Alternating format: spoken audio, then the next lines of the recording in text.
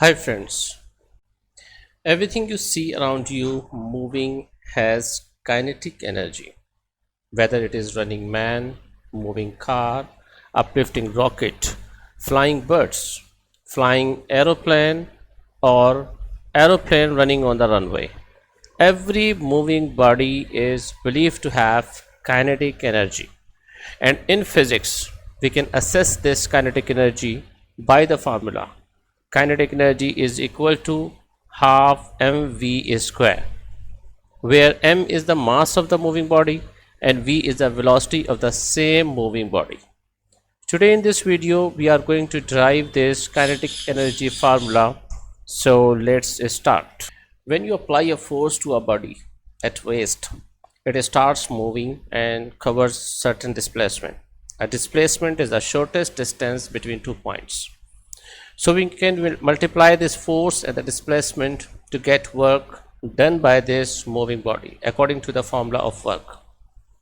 Now, according to the second law of motion, F is equal to ma, where F is the force applied to move the body, m is the mass of the moving body, and a is the acceleration produced in the moving body.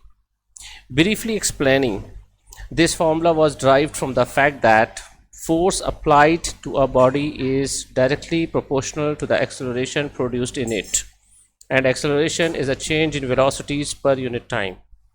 We will of course discuss this formula of second law of motion in detail in another video.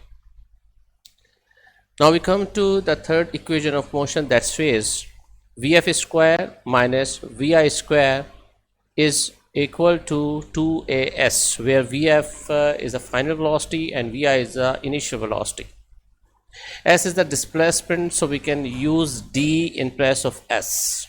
When our body starts moving from rest, its initial velocity is taken as 0 because initially it was at rest, not moving, and final velocity is considered as v.